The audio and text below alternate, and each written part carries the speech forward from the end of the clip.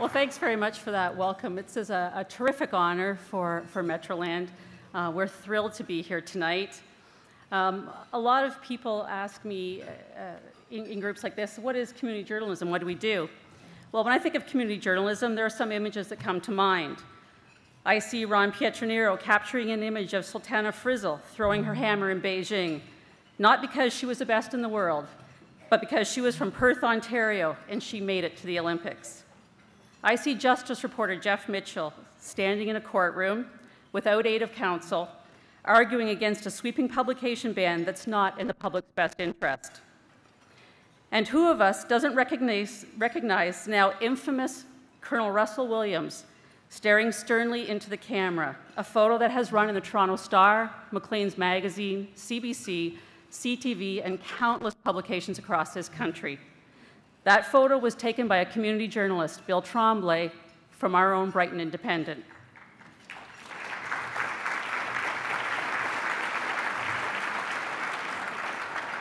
Great journalism doesn't just happen. It takes teamwork to turn a good news team into a great news team. I'd like to tell you a quick story about how teamwork and camaraderie helped save our little self-improvement project that we launched 7 years ago. We made a decision in 2003 to be better next year than we were that very day. Every goal we set depended not only on individual talent, but on journalists pooling those talents and working together. We win as a team, we lose as a team. Just 1 year after launching our project, on a night just like tonight, our team swept Ontario's Community Newspaper Awards. It was a fantastic night. We high-fived each other as one after another of our staff took to the stage, taking 17 awards in all. Just an hour later, everything changed for us. Our journalists watched helplessly in horror as Photographer of the Year, Jason Liebretz, performed CPR on Reporter of the Year, Stephen Shaw, both our staff members.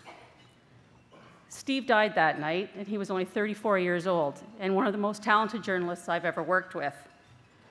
The next morning, I sat alone in my office, and I wondered, how would we ever survive such a tragedy? How would our team go on and continue to improve and become better? It was a very difficult time for us. In time, we did recover. In fact, we got a lot better. And it was teamwork and camaraderie that pulled us through our darkest hour.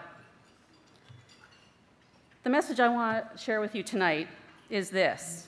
If you want to be better tomorrow than you are today, then the first thing you need to do is look at your team.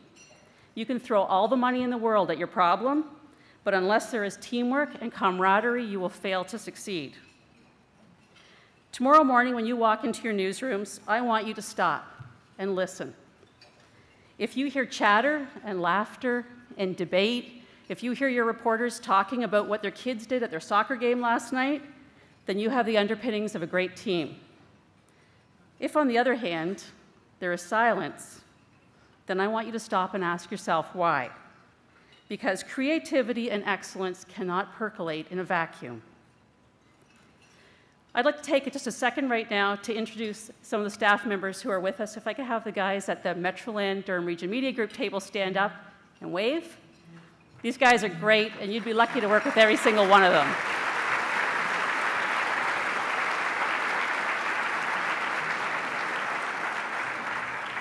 On behalf of our team and our little corner of Metroland, on behalf of the thousands of journalists who work every day at the more than 1,200 community newspapers in this country, I'd like to thank you for recognizing that great journalism happens even in the smallest of newsrooms. Thank you.